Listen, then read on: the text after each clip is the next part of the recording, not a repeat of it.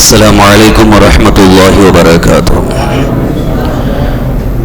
الحمد للہ رب العالمین والصلاة والسلام علی سید الانبیاء والمرسلین وعلی آلہ واصحابہ اجمعین، اما بعد فاعوذ باللہ من الشیطان الرجیم، بسم اللہ الرحمن الرحیم۔ وَأَتِمُّوا الْحَجَّ وَالْعُمْرَةَ لِلَّهِ فَإِنْ أُحْصِرْتُمْ فَمَا اسْتَيْسَرَ مِنَ الْهَدْيِ وَلَا تَحْلِقُوا رُؤُوسَكُمْ حَتَّى يَبْلُغَ الْهَدْيُ مَحِلَّهُ فَمَنْ كَانَ مِنْكُمْ مَرِيضًا أَوْ بِهِ أَذًى مِنْ رَأْسِهِ فَفِدْيَةٌ مِنْ صِيَامٍ أَوْ صَدَقَةٍ أَوْ نُسُكٍ۔ صدق اللہ العظیم۔ جاؤ پیچھے اٹھ کے جاؤ، آپ لوگ سب پیچھے جاؤ، پیچھے جاؤ۔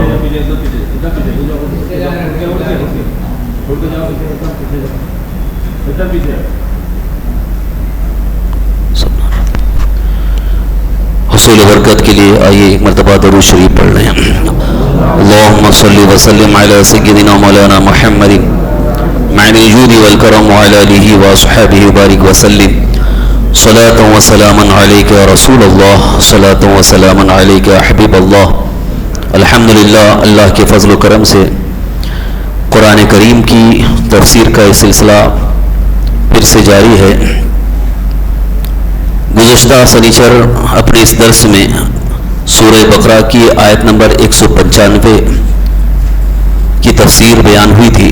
وَأَنفِقُوا فِي سَبِيلِ اللَّهِ وَلَا تُلْقُوا بِأَيْدِكُمْ إِلَى التَّهْلُكَةِ وَأَحْسِنُوا إِنَّ اللَّهَ يُحِبُّ الْمُحْسِنِينَ۔ اب اس کے بعد یہاں سے آیت نمبر 196 شروع ہے۔ اس کا آدھا حصہ ابھی میں نے آپ کے سامنے تلاوت کیا۔ اللہ رب العزت کا فرمان عالی شان ہے، وَأَتِمُّوا الْحَجَّ وَالْعُمْرَةَ لِلَّهِ، حج اور عمرہ اللہ کے لیے پورا کرو۔ فَإِنْ أُحْصِرْتُمْ فَمَا اسْتَيْسَرَ مِنَ الْهَدْيِ، اگر تم روکے جاؤ تو قربانی بھیجو جو میسر آئے۔ وَلَا تَحْلِقُوا رُؤُوسَكُمْ حَتَّى يَبْلُغَ الْهَدْيُ مَحِلَّهُ، اور اپنے سر نہ مڈاؤ جب تک قربانی اپنے ٹھکانے نہ پہنچ جائے۔ فَمَنْ كَانَ مِنْكُمْ مَرِيضًا أَوْ بِهِ أَذًى مِنْ رَأْسِهِ فَفِدْيَةٌ مِنْ صِيَامٍ أَوْ صَدَقَةٍ أَوْ نُسُكٍ، جو تم میں بیمار ہو یا اس کے سر میں کچھ تکلیف ہے تو وہ بدلہ دے روزے یا خیرات یا قربانی کے ذریعے۔ یہاں سے حج اور عمرہ کے احکام کا سلسلہ شروع ہو رہا ہے۔ شاید آپ کو معلوم ہوگا شریعت اسلامیہ میں حج جو فرض ہوا یہ 9 ہجری میں حج فرض ہوا۔ سن ہجری کے اعتبار سے اللہ کے رسول صلی اللہ تعالی وسلم جب مکہ مکرمہ سے مدینہ طیبہ ہجرت فرمائے تو ہجرت کے بعد یہ تقریباً 9 سال یعنی سن 9 ہجری میں حج کے فرض ہونے کا حکم آیا، اور پھر حضور صلی اللہ علیہ وسلم نے جو حج کیا اسی کو حجۃ الوداع بھی کہتے ہیں، جو آخری حج ہے۔ حجۃ الوداع آخری حج، اور وہی ایک حضور صلی اللہ علیہ وسلم کی زندگی میں حج ہے۔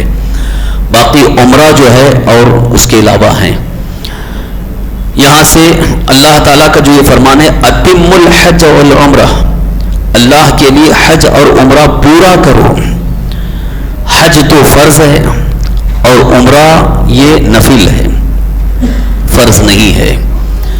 اور حج بھی زندگی میں ایک ہی بار فرض ہے، زندگی میں ایک بار حج فرض ہے، بار بار فرض نہیں۔ ایک بار جس نے فرض ادا کر لیا اب اس کے ذمے سے ساقط، اب دوبارہ اگر وہ حج کرتا ہے تو نفل ہی حج ہے۔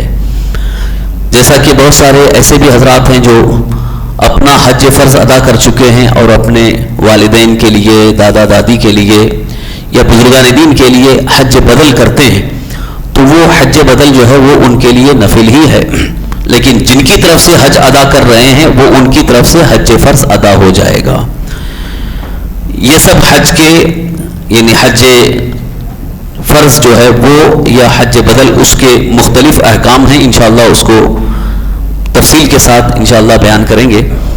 آج حج اور عمرہ کے خاص جو احکام ہیں، ایک تو حج فرض ہے، اور کس پر فرض ہے؟ جو مسلمان عاقل بالغ صاحب استطاعت ہو اس پر حج فرض ہے۔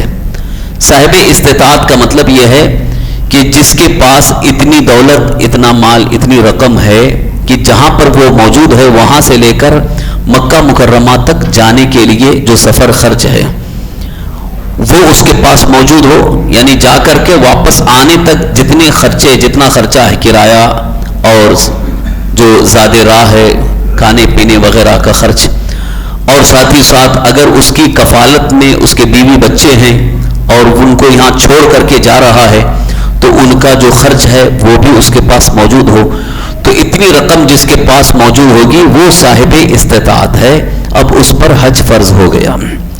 اب آج کی تاریخ کے اعتبار سے حج کی نوعیت کے اعتبار سے دو طرح سے حج لوگ کرتے ہیں، یا تو حج کمیٹی سے حج کر لیتے ہیں یا پرائیویٹ ٹورز کے ذریعے حج کر لیتے ہیں۔ تو پرائیویٹ ٹور کے ذریعے جانا تو ایک سب کے لیے بہت مشکل ہے، کیونکہ کافی زیادہ رقم اس میں لگتی ہے، 4-4.5 لاکھ روپے، یا اب تو اور زیادہ ہو گئے۔ اور جو حج کمیٹی سے گورنمنٹ کی طرف سے جو انتظامات ہیں اس کے اعتبار سے کچھ کم خرچ میں ہو جاتا ہے، لیکن وہ بھی آج کے اعتبار سے تقریباً 3-3.5 لاکھ تک پہنچ رہا ہے۔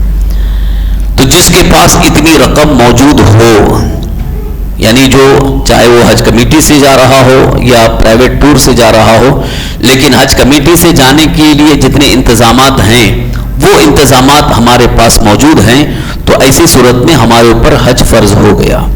اب یہ ضروری نہیں کہ وہ اتنا انتظار کرے کہ نہیں مجھے ٹور کے ذریعے جانا ہے، پرائیویٹ ٹورز کے ذریعے جانا ہے، اس میں بہت آرام ملتا ہے، کھانا پینا سب کچھ مل جاتا ہے، آرام سے عبادت کرنا ہے، یہ ضروری نہیں۔ جس کے پاس اتنی رقم آ گئی کہ جس سے وہ حج کمیٹی کے ذریعے حج ادا کر سکتا ہے تو وہ شخص صاحب استطاعت ہو گیا، اس پر حج فرض ہے، لہذا حج فرض ہونے کے بعد اب تاخیر کرنا گناہ ہے۔ یعنی جس پر حج فرض ہو گیا، صاحب استطاعت ہو گیا، تو اب وہ تاخیر نہ کرے، لیٹ نہ کرے، دیر نہ کرے، بلکہ کوشش کر کے فوراً اپنا فرض ادا کر لے۔ اس کی وجہ یہ ہے کہ اللہ کے رسول ہمارے آقا حضور سرور کائنات صلی اللہ علیہ وسلم نے ارشاد فرمایا، جس پر حج فرض ہو گیا اب وہ تاخیر کر رہا ہے، لیٹ کر رہا ہے، دیر کر رہا ہے، اگر اسی حالت میں اس کی موت آ گئی تو اندیشہ ہے کہ اس کا خاتمہ ایمان پر نہ ہو، کیونکہ حضور صلی اللہ علیہ وسلم نے فرمایا تو یہودی ہو کر مرے، نصرانی ہو کر کے مرے، یہودی ہو کر مرے، نصرانی ہو کر کے مرے، یعنی صاحب ایمان نہ رہے۔ یعنی حج فرض ہونے کے بعد بھی تاخیر کرنا، یہ اس اعتبار سے جیسا کہ بہت سارے لوگ جو ہے وہ اس لیے لیٹ کرتے ہیں کہ ابھی تھوڑا سا ابھی جوانی ہے، عمر تھوڑا ڈھل جائے اس کے بعد کر لیں گے۔ لوگوں میں یہ مشہور ہے کہ بڑھاپے میں حج کرنا چاہیے، جوانی میں حج نہیں کرنا چاہیے، کیونکہ حج کر کے آئے اس کے بعد پھر کہیں گناہ نہ ہو جائے، اور ایک دم بڑھاپے میں جائیں گے تو حج کر کے آ گئے اس کے بعد کوئی گناہ نہیں ہو جائیں گے، اپنے آپ کو سنبھال لیں گے۔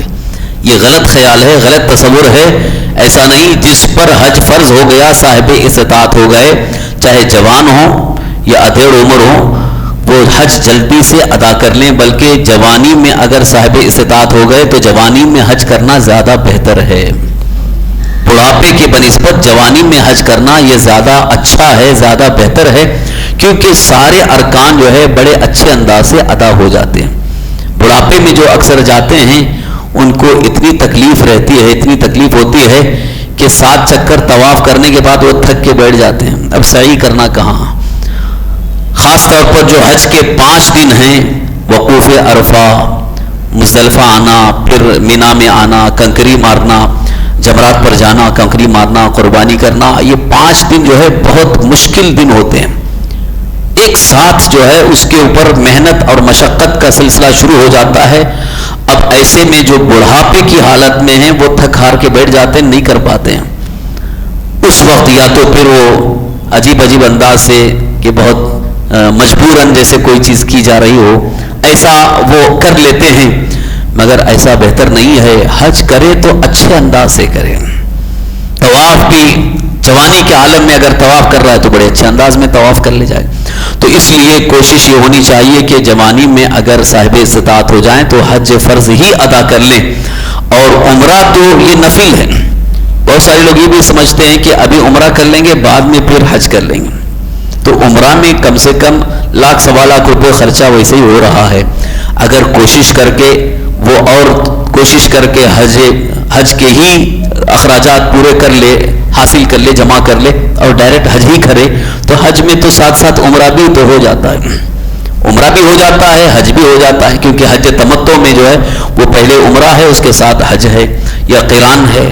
قران میں دونوں کی ایک ساتھ نیت کر کے یہاں سے نکلتے ہیں. تو بہرحال اگر حج کر لے تو فرض ادا ہو جائے گا، اور فرض ادا ہو گیا تو وہ اس کے ذمے ساقط ہو گیا، یعنی اب اس کے ذمے فرض باقی نہیں رہا. لیکن اگر حج فرض ادا نہیں کیا تو جیسا کہ وعید بتایا میں نے، حضور صلی اللہ علیہ وسلم کا فرمان ہے، اس سے ہمیں ڈرنا چاہیے کہ کہیں اس حالت میں موت نہ آ جائے کہ جیسا کہ حضور صلی اللہ علیہ وسلم نے فرمایا. تو حج فرض ہونے کے بعد اب کسی اور چیز کا انتظار نہ کرے. یہ انتظار جیسا کہ بہت سارے لوگ جو ہے کچھ الگ الگ پلان بنائے رہتے ہیں کہ گھر بن جائے گا اس کے بعد حج کریں گے، فلیٹ لے لیں گے اس کے بعد حج کریں گے. اپنا خود کا گھر نہیں ہے، خود کا گھر نہیں ہے، کرائے پر ہیں لیکن صاحب استطاعت ہیں، یعنی اتنی رقم ہمارے پاس ہے کہ جس سے حج فرض ادا کیا جا سکتا ہے. تو اب گھر خریدنے میں آپ کو 50-60 لاکھ جمع کرنے میں کافی ٹائم جائے گا. اب اتنے دن تک پتہ نہیں زندگی کیسی ہوگی، بڑھاپا یا نہ معلوم کوئی اللہ نہ کرے کوئی ایسی بیماری لاحق ہو گئی کہ چلنے پھرنے کے لائق نہیں رہ گئے، یا اب حج ہی نہیں ادا کر سکتے ہیں، تو ایک طرح سے بہت بڑی محرومی ہوگی. اس لیے جوانی ہے یا تندرستی ہے، سلامتی ہے، اور حج فرض ابھی ادا نہیں ہوا تو جلدی سے حج فرض ادا کر لیں. اب یہاں پر ایک مسئلہ یہ آتا ہے کہ اگر ایک منٹ ہوگی، اگر حج فرض ادا کرنے کی کوشش میں ہے، صاحب استطاعت ہو گئے، ہمارے پاس پیسہ بھی ہے، لیکن حالات ایسے ہیں کہ جیسا کہ حج کمیٹی سے جانے کے لیے لاٹری کا انتظام ہوتا ہے. اب وہاں جب قرعہ نکلے گا، جب اپنا نام آئے گا تب جا سکتے ہیں، اور جب تک وہاں نام نہیں آئے گا تو اس وقت تک ہمارے لیے کوئی صورت ہی نہیں ہے. تو اب یہاں پر کوشش ہماری جاری رہنی چاہیے. اگر وہاں نہیں نام آیا، جیسے جو لاٹری سسٹم ہے، قرعہ اندازی کا سسٹم ہے، اگر قرعہ اندازی میں ہمارا نام نہیں آیا ہے تو وہ ایک طرح سے ہماری مجبوری ہو گئی، یعنی سامنے سے رکاوٹ ہو گئی. ہم نے اپنی پوری کوشش کر دی لیکن سامنے سے، چونکہ اب دو ہی راستے ہیں، یا تو پرائیویٹ ٹور سے جانا ہے یا تو حج کمیٹی سے جانا ہے. تو حج کمیٹی سے جانے کی صورت میں جب تک کہ پورا وہاں پر جو نام نہیں آئے گا اس وقت تک اپنا وہاں انتظام نہیں ہو پائے گا اور جانے کی صورت نہیں ہوگی. اور پرائیویٹ ٹور سے جانے کے لیے کافی زیادہ رقم کی ضرورت ہے اور اتنا اپنے پاس نہیں ہے. بہرحال کوشش اپنی ہونی چاہیے کہ اگر اس میں نام آ جائے تو ہم جا سکتے ہیں، یا اگر ایسی صورت بن سکتی ہے کہ پرائیویٹ ٹور کے بغیر، حج کمیٹی کے بغیر، اگر تنہا خود اتنی معلومات حاصل کر کے، ٹکٹ وغیرہ حاصل کر کے، وہاں کوئی پہچان کے ہیں، وہاں تعلقات میں ہیں، وہاں کہیں ہم قیام کر لیں گے اور حج فرض ادا ہو جائے گا، ایسی صورت اگر بنتی ہے تو اس کے لیے بھی کوشش کی جانی چاہیے. اور جب کوشش کریں، کوشش میں کامیابی مل گئی اللہ تعالیٰ کا فضل ہے، اور اگر کوشش کرنے کے باوجود موقع نہ مل سکا، کامیابی نہ مل سکی، تو ہمارے اوپر کوئی الزام نہیں ہے کہ ہم نے تاخیر کی ہے. ہم نے کوشش کیا ہے لیکن سامنے سے کسی قسم کی رکاوٹ ہو گئی تو اس میں معذور شمار کیے جائیں گے. درس ختم ہو جائے پھر آپ کے سوال کا جواب دیں گے انشاءاللہ. حج کے فرض ہونے کا ایک تو یہ سبب ہے کہ جس کے پاس استطاعت ہو، یعنی یہاں سے لے کر وہاں تک حج کے لیے، مکہ مکرمہ تک جانے کے لیے جو انتظامات ہونی چاہیے، سفر خرچ، ٹکٹ وغیرہ کا، کھانے پینے، رہنے سہنے کے انتظامات ہو سکے، اور واپس آنے تک اپنے بال بچے وغیرہ کے انتظامات ہو سکے، یہ صاحب استطاعت. اب اس کے ساتھ ساتھ حج کے لیے یہ بھی ضروری ہے کہ وہ مکہ مکرمہ ہی جائے، یعنی چونکہ حج میں جو اہم فرض ہے طواف زیارت ہے، خانہ کعبہ کا طواف ہے، تو مکہ مکرمہ جائیں گے تبھی خانہ کعبہ کا طواف ہو سکتا ہے. اگر کہیں کسی اور جگہ جا کر کے کوئی حج کرنا چاہے تو حج نہیں ہوگا. مدینہ طیبہ کی حاضری یہ ایک باعث ثواب، اور حج کے تتمیم کے لیے، یعنی حج کی قبولیت کے لیے مدینہ طیبہ کی حاضری ضروری ہے. اب یہاں کوئی یہ بھی نہ کہے کہ حج تو صرف مکہ مکرمہ میں ہوتا ہے، پھر مدینہ جانے کی کیا ضرورت ہے. مدینہ طیبہ جانا یہ حج کے اخراجات میں شامل ہے، کیونکہ جب بھی حج کمیٹی سے جاتے ہیں یا پرائیویٹ ٹور سے جاتے ہیں تو وہ ساتھ میں سارے انتظامات ساتھ میں ہوتے ہیں.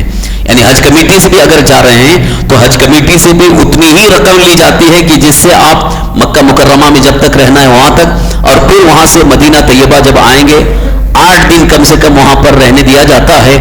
اور جس کو زیادہ کا موقع مل جائے تو وہ اس کے لیے شرف ہے، لیکن کم سے کم 8 دن مدینہ طیبہ میں رہنے کا موقع دیا جاتا ہے، چاہے حج کمیٹی سے ہو یا پرائیویٹ ٹور سے ہو. تو یہ اس کے انتظامات بھی اس کے ساتھ ہی ہوتے ہیں، الگ سے اس کے لیے آپ کو ضرورت ہی نہیں ہے، بلکہ اس کا ساتھ ساتھ وہ انتظام ہے. یعنی حج کمیٹی سے جو رقم طے ہوتی ہے وہ یہ سارے انتظامات کو لے کر کے رقم طے ہوتی ہے.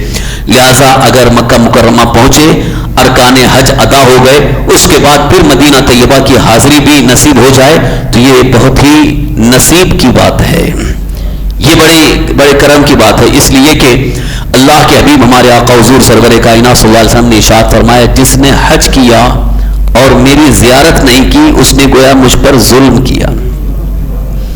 من حج ولم یزرنی فقط جفانی، جس نے حج تو کیا اور میری زیارت نہیں کی اس نے گویا مجھ پر ظلم کیا. تو کون مسلمان ایسا ہے جو اللہ کے رسول صلی اللہ علیہ وسلم پر ظلم کرنا پسند کرتا ہو؟ لہذا ہرگز یہ تصور نہ آئے، یہ خیال نہ آئے کہ حج مکہ مکرمہ میں ہو جائے گا، مدینہ طیبہ جانے کی ضرورت نہیں، ایسا خیال نہیں ہونا چاہیے. بلکہ خیال یہ ہو کہ حج تو ہم کو جو ادا کرنے کا موقع مل رہا ہے یا حج کی فرضیت کا اگر یہ ہمیں حکم ملا ہے تو یہ اللہ کے رسول صلی اللہ علیہ وسلم کے صدقے میں ملا ہے. اسی لیے اعلیٰ حضرت امام اہل سنت الشاہ امام رضا قدس فرماتے ہیں، ان کے طفیل رب نے حج بھی کرا دیے، اصل الوصول حاضری اس پاک در کی ہے. رسول پاک صلی اللہ تعالی وسلم کے در پاک کی حاضری، مدینہ طیبہ کی حاضری، یہ ہمارے لیے بڑے شرف کی بات ہے. بعض بزرگان دین فرماتے ہیں کہ ادھر حج کے ارکان ادا کیا ہے تو ہو سکتا ہو اس کی قبولیت میں شک ہو، لیکن بارگاہ مصطفیٰ میں اگر باادب حاضری نصیب ہو گئی تو انشاءاللہ اس حاضری کی برکت سے اس کا حج بھی قبول ہو جائے گا. تو اس لیے حج کی فرضیت کے ساتھ ساتھ مدینہ طیبہ کی حاضری کا بھی ارادہ رکھے، بلکہ اس ارادے سے ہی جائے کہ حج بھی کرنا ہے اور بارگاہ مصطفیٰ میں حاضری بھی دینا ہے. اور یہ بھی صحیح حدیث اللہ کے رسول صلی اللہ علیہ وسلم نے ارشاد فرمایا، من زار قبری وجبت لہو شفاعتی، جس نے میرے قبر کی زیارت کر لی اس کے لیے میری شفاعت واجب ہو گئی. تو شفاعت رسول کا وہ مستحق ہو جاتا ہے جس کو زیارت روضہ رسول صلی اللہ علیہ وسلم نصیب ہو جائے. اب حج کے فضائل میں جو حضور صلی اللہ علیہ وسلم نے فرمایا اس کو بھی سن لے، ایمان تازہ ہو جائے. رسول اکرم صلی اللہ تعالی وسلم ارشاد فرماتے ہیں، حج کرنے والا یعنی جس نے صحیح طریقے سے حج ادا کر لیا، حج کرنے والا وہ گناہوں سے ایسے پاک ہو جاتا ہے جیسے ابھی ماں کے پیٹ سے پیدا ہوا. یعنی اس کے تمام گناہ دھل جاتے ہیں، تمام گناہ ختم ہو جاتے ہیں، اب اس کے ذمے کوئی گناہ باقی نہ رہے. اس طرح سے وہ پاک و صاف ہو جاتا ہے. اور حج میں جیسے ہی مکہ مکرمہ حاضر ہوتا ہے، خانہ کعبہ کے قریب جاتا ہے، کیونکہ سارے حاجی پہلے ہی سب سے پہلے مکہ مکرمہ حاضر ہونے کے بعد وہاں پر نہا دھو کر کے کپڑے پہن کر کے یا چونکہ احرام پہن کر کے ہی یہاں سے گئے ہوتے ہیں تو وہاں جاتے ہی مسجد حرام میں پہلے داخل ہوتے ہیں. تو مسجد حرام میں جیسے ہی داخل ہوئے خانہ کعبہ پر جب پہلی نظر پڑے گی، حضور صلی اللہ علیہ وسلم ارشاد فرماتے ہیں پہلی نظر جس کی پڑے اس وقت جو دعا کرے اس کی دعا قبول ہو جائے گی، اس کی دعا قبول ہو جاتی ہے، دعا رد نہیں ہوتی ہے. اس لیے بھی حج کرنے والے کی بڑی فضیلت ہے. سرکار دو عالم صلی اللہ علیہ وسلم نے یہ بھی ارشاد فرمایا کہ حج کرنے والے جنہوں نے صحیح طریقے سے حج ادا کر لیا، جیسے واپس ہو جائیں تو ان سے اپنے حق میں دعا کراؤ، اس لیے کہ وہ واپس ہوتے ہی جس کے لیے دعا کرتے جائیں گے اللہ اس کی دعا قبول فرماتا ہے، کیونکہ وہ گناہوں سے مکمل صاف ستھرے ہو کر کے آ رہے ہیں، پاک صاف ہو کر کے آ رہے ہیں اور بڑی بڑی برکتیں لے کے آ رہے ہیں. کیونکہ وہ جنہوں نے 24 گھنٹہ یا جن 24 گھنٹے میں تقریباً میں سمجھتا ہوں 10-11 گھنٹے خانہ کعبہ کی زیارت میں مصروف ہوتے ہیں. جب مسجد حرام میں داخل ہوتے ہیں خانہ کعبہ کی زیارت نصیب ہوتی ہے، خانہ کعبہ کے قریب نماز ادا ہوتی ہے، ذکر بھی ہے. اور وہ مسجد حرام جہاں پر ایک نیکی 1,00,000 نیکی کے برابر ہے. ایک نیکی، ایک بار آپ نے اللہ کا ذکر کیا، نماز پڑھی، تو ایک نماز 1,00,000 نماز کے ثواب کے برابر ہے. تو یہاں آپ 1,00,000 نمازیں ادا کرتے، وہاں ایک نماز سے آپ کو اتنا ثواب حاصل ہو رہا ہے. تو یہ مسجد حرام شریف کی برکت ہے. تو حاجی حج کرنے کے بعد اتنی برکتیں لے کر کے آتے ہیں، اس لیے وہ قابل مبارکباد ہیں. اب یہاں حج کی ایک قسم ہے جس کو حج مبرور کہا گیا ہے. اس کو اگر اس کی طرف توجہ کریں تو میں سمجھتا ہوں یہ ہماری زندگی کا ایک بہت بڑا کارنامہ ہوگا. حج مبرور، اللہ کے رسول صلی اللہ علیہ وسلم ارشاد فرماتے ہیں زندگی کی سب سے بڑی نیکی جسے حاصل ہو گئی، یعنی وہ حج مبرور ہے. جسے حج مبرور حاصل ہو گیا اسے زندگی کی بہت بڑی نعمت حاصل ہوئی. حج مبرور کیا ہے؟ برون سے بنا مبرور، کہ جس حج کے اندر حاجی جو رقم استعمال کر رہا ہے ایک ایک پیسہ حلال کا ہو، حرام یا مشتبہ چیز اس کے اندر نہ ہو. مشتبہ یعنی جس میں شک ہے کہ پتہ نہیں حلال ہے کرا، وہ بھی نہ ہو. خالص حلال پیسہ ہو، حلال رقم ہو، اور اس حلال رقم کے ذریعے حج کر رہا ہو. اور جب سے نکلا، یعنی جب سے گھر سے نکلا حج کر کے آنے تک اس کی زبان سے کوئی گناہ، کوئی بےہودہ الفاظ نہ ہو، یعنی نہ لڑائی جھگڑا، نہ ظلم، نہ جھوٹ، نہ غیبت، چغلی، کوئی گناہ نہیں. اس طرح سے اس نے حج کیا. اور جتنے ارکان ہیں حج کے، جو مناسک ہیں، ارکان حج ہیں، ان کو صحیح طریقے سے ادا کر لیا. اور اس طرح سے وہ صحیح طریقے سے مکمل طور پر حج ادا کر کے واپس آیا. حضور صلی اللہ علیہ وسلم فرماتے ہیں کہ اس نے حج مبرور ادا کر لیا، حج مبرور ادا ہو گیا. اور یہ حج مبرور ہی کی فضیلت، جس کو سرکار صلی اللہ علیہ وسلم نے فرمایا کہ وہ گناہوں سے ایسے پاک ہو جاتا ہے جیسے کہ ابھی ماں کے پیٹ سے پیدا ہوا. اس قدر اس کو اللہ تبارک تعالیٰ کی بارگاہ سے نعمتیں اور برکتیں حاصل ہوتی ہیں. حضور صلی اللہ علیہ وسلم ارشاد فرماتے ہیں جسے حج مبرور کی سعادت مل گئی، اب اس کے بعد کی زندگی اس کی مکمل اللہ کی رضا میں گزر گئی. یعنی جو حج مبرور کی سعادت حاصل کر لیا، آنے کے بعد اب اس کی زندگی بالکل چینج ہو جائے گی، بالکل تبدیل ہو جائے گی. یعنی اگر پہلے کچھ گناہ بھی ہوتے بھی رہے ہوں گے، لیکن حج مبرور کی سعادت حاصل ہونے کے بعد اب اس سے گناہ نہیں ہوں گے، بلکہ صرف اور صرف اللہ کی بارگاہ میں نیکیاں ہی ہوں گی. عبادت ہی وہ کرتا رہے گا، نیکیاں ہی اس سے صادر ہوتی رہیں گی، اور گناہوں سے وہ محفوظ ہو جاتا ہے. حج مبرور کی سعادت جسے حاصل ہو جاتی ہے، حضور صلی اللہ علیہ وسلم فرماتے ہیں وہ غنی ہو جاتا ہے. یعنی کبھی محتاج نہیں ہوگا، غنی ہو جائے گا، کبھی محتاج نہیں ہوگا، بلکہ اس کو اللہ تعالیٰ اتنا غنی فرما دے گا کہ وہ دوسروں کے لیے لٹاتا رہے گا. سخاوت، اس کے اندر سخاوت کا جذبہ پیدا ہو جائے گا، اور کبھی اس کا ہاتھ بند نہیں ہوگا. اتنا اللہ تعالیٰ اسے غنی فرما دے گا. یہ حج مبرور کی سعادت جسے حاصل ہو جائے اس کے لیے فضیلتیں ہیں. اب حج کے متعلق اور دیگر احکام ہیں کہ حج کتنی قسم کا ہوتا ہے. حج 3 قسم کا ہے. ایک ہے حج تمتع، ایک ہے حج قران، اور ایک ہے حج افراد. اس کے متعلق تفصیل احکام ہیں، انشاءاللہ اس کو اگلے درس میں پیش کرنے کی سعادت حاصل کروں گا. صرف اتنا یاد رکھیں کہ حج جو ہے وہ فرض ہے، مگر کرنے کا جو انداز ہے، طریقہ ہے، وہ 3 طریقے سے حج ادا ہوتا ہے. ایک تو حج افراد ہے جس میں صرف حج ہے، اور حج تمتع ہے اس میں عمرہ بھی ہے اور حج بھی ہے. لیکن یہاں سے جانے کے وقت صرف عمرہ کے ارادے سے جاتے ہیں، صرف عمرہ کی نیت کر کے احرام باندھتے ہیں، اور احرام باندھ کر کے جاتے ہیں، عمرہ کر لیتے ہیں، اور پھر احرام سے اتر جاتے ہیں، یعنی احرام کھول دیتے ہیں. اور پھر جب حج کا وقت آتا ہے، حج کے دن آتے ہیں، تو پھر حج کا احرام باندھ کر کے پھر حج کے ارکان ادا کرتے ہیں. تو یہ حج تمتع ہوا. اور حج قران جو ہے یہ افضل بھی ہے اور سب سے زیادہ مشکل ہے. وہ یہ ہے کہ اپنے وطن سے عمرہ اور حج دونوں کی نیت کے ساتھ احرام باندھ کر کے نکلنا. جیسے یہاں سے آپ کو جانا ہے، اب جب آپ نکل رہے ہیں، احرام باندھ کر کے نکل رہے ہیں، چاہے گھر سے چاہے ایئرپورٹ سے، کیونکہ جب ہوائی جہاز سے جاتے ہیں تو درمیان میں ہی میقات پڑتا ہے.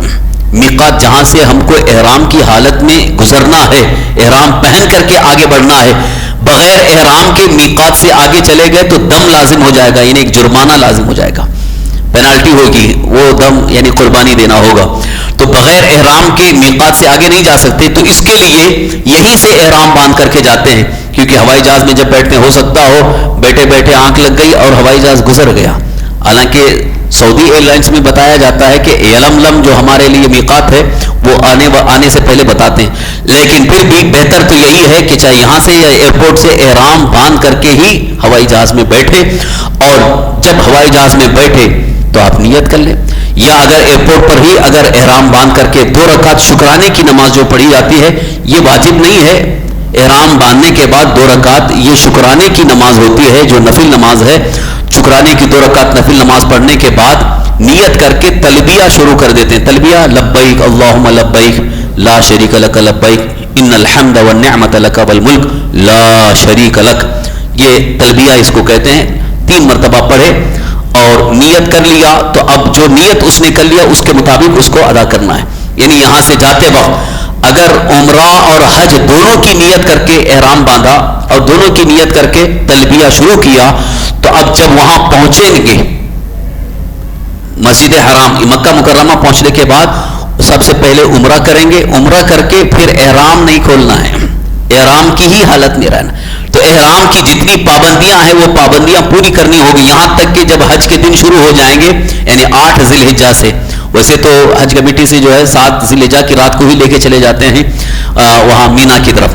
تو 8 ذی الحجہ سے لے کر 12 ذی الحجہ تک یہ جو 5 دن ہیں یہ حج کے ارکان. تو عمرہ کرنے کے بعد بھی وہ احرام ہی کی حالت میں رہیں گے، اور پھر یہ جب مکمل طور پر قربانی ہو جائے گی، حلق ہو جائے گا، تب وہ احرام سے اتریں گے. یہ حج قران ہے. حج قران جو ہے یہ ذرا مشکل ہوتا ہے، اکثر لوگ نہیں کر پاتے ہیں کیونکہ احرام کی پابندیاں ایک ذرا مشکل کام ہے. احرام کی حالت میں بہت پابندی کی ضرورت ہوتی ہے، یہاں تک کہ ایک بال نہیں ٹوٹنا چاہیے. کنگھی کرنا منع ہے. کیوں؟ اس لیے کہ کنگھی کرتے وقت بال ٹوٹ جائے گا تو پھر اس کے لیے جرمانہ دینا پڑے گا. اسی لیے خوشبو نہیں لگا سکتے، سلا ہوا کپڑا نہیں پہن سکتے، احرام کا ہی کپڑا پہنے رہنا ہے. یہاں تک کہ چہرہ نہیں چھپا سکتے ہیں، سر نہیں چھپا سکتے، چادر نہیں اوڑھ سکتے، جوتے نہیں پہن سکتے. یہ جو احرام کی بہت ساری پابندیاں ہیں، تو جب تک وہ احرام کی حالت میں ہے وہ ساری پابندیاں انہیں کرنا ہوگا. تو اس کے لیے حج قران تھوڑا سا مشکل ہے. اس کے لیے عام طور پر جو ہندوستان سے حاجی صاحبان جاتے ہیں وہ عمرہ کی نیت سے جاتے ہیں اور عمرہ کر کے احرام سے اتر جاتے ہیں، احرام کھول دیتے ہیں. اب ساری پابندیاں ختم ہو گئیں. پھر جب 8 ذی الحجہ کو احرام باندھتے ہیں، وہ حج کا احرام باندھ کر کے نیت کر کے پھر نکلتے ہیں. تو یہ حج ہو رہا ہے. تو اس کو حج تمتع کہتے ہیں. یہ حج تمتع ہے. تو یہاں سے جانے والے عام طور پر حج تمتع ہی کرتے ہیں. اب ایک جو حج افراد ہے، حج افراد کا مطلب کہ یہاں سے صرف حج کے ارادے سے جانا، عمرہ نہیں کریں گے. اب حج فرض ادا ہونے کے بعد میں جو بھی عمرہ کرنا ہے وہ کر سکتے ہیں. تو یہاں سے جاتے وقت صرف حج کا ارادہ ہے، حج کی نیت ہے، تو اس کو حج افراد کہتے ہیں. اور جس کا عمرہ اور حج دونوں کا ارادہ ہے تو وہاں 2 صورتیں ہیں کہ صرف عمرہ کے ارادے سے گئے، عمرہ کر کے پھر بعد میں حج کے ایام میں حج کا احرام باندھ کر کے حج کیے تو وہ حج تمتع ہے. اور یہیں سے عمرہ اور حج دونوں کی نیت سے نکلے اور عمرہ کر کے احرام سے نہیں اترے بلکہ احرام کی پابندی میں رہے اور حج کرنے کے بعد مکمل ہونے کے بعد تب احرام سے جب اتریں گے تو یہ حج قران ہو جائے گا. حج قران افضل ہے لیکن ذرا مشکل ہے. جنہیں کرنے کی صلاحیت ہے، طاقت ہے، وہ حج قران ہی کرے تو زیادہ بہتر. اب کس طریقے سے ادا کرنا ہے، عمرہ میں کیا طریقہ ہے اور حج میں کیا طریقہ ہے، انشاءاللہ اس کے متعلق اگلے درس میں پیش کرنے کی سعادت حاصل کروں گا. اللہ تبارک تعالی ہم سب کو احکام شرع پر عمل کی توفیق نصیب فرمائے.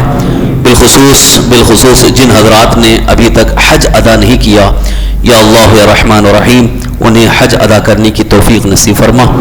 یا الہ العالمین یا رحم الراحمین جو بھی رکاوٹیں ہیں، جو بھی پریشانیاں ہیں، یا اللہ ان ساری رکاوٹوں اور پریشانیوں کو دور فرما. حج جیسے عظیم سعادت سے سرفراز فرما. یا الہ العالمین یا رحم الراحمین یا اللہ یا ارحم الراحمین یا اللہ تیرے حبیب ہم سب کے آقا حضور تاجدار مدینہ صلی اللہ تعالی وسلم کے در پاک کی بادب حاضری بار بار نصیب فرما. یا اللہ یا رحمان الرحیم حج اور عمرہ اور در مصطفیٰ کی حاضری بار بار تمام ایمان والوں کو نصیب فرما. یا الہ العالمین یا رحم الراحمین، یا اللہ ہم میں جو بھی پریشان حال ہے ان کی تمام پریشانیوں کو دور فرما. جو بیمار ہیں یا اللہ ان کو تمام بیماریوں سے شفا عطا فرما، صحت و عافیت و تندرستی عطا فرما. یا الہ العالمین یا رحم الراحمین، یا اللہ ہمیں جو قرض دار ہیں انہیں قرض کے بوجھ سے نجات عطا فرما. یا اللہ ہم سب کی تمام جائز مرادوں نیک تمناؤں کو پوری فرما، نیک مقاصد میں کامیابی عطا فرما. یا اللہ ہمیں ایمان پر زندہ رکھ، ایمان ہی پر خاتمہ نصیب فرما. ربنا آتنا فی الدنیا حسنۃ وفی الآخرۃ حسنۃ وقنا عذاب النار. ربنا تقبل منا انك انت السميع العليم وتب علينا انك انت التواب الرحيم. قال الله تبارك وتعالى في شان حبيبه الكريم: اعوذ بالله من الشيطان الرجيم. ان الله وملائكته يصلون على النبي يا ايها الذين امنوا صلوا عليه وسلموا تسليما. اللهم صل وسلم على سيدنا مولانا محمد معدن الجود والكرم وعلى آله وأصحابه وبارك وسلم صلاة وسلام عليك يا رسول الله صلى الله تعالى عليه وسلم. سبحان ربك رب العزة عما يصفون وسلام على المرسلين والحمد لله رب العالمين. 2 منٹ کے لیے آپ حضرات بیٹھیں، ایک سوال ہے، اس سوال کا جواب پیش کریں گے. جی آپ کو جو سوال کرنا ہے سوال کریں. آپ کچھ سوال کرنا چاہ رہے تھے؟ معلوم کرنا چاہ رہے تھے جو 65 کے اوپر کا پابندی ہو گئی ہے. اچھا.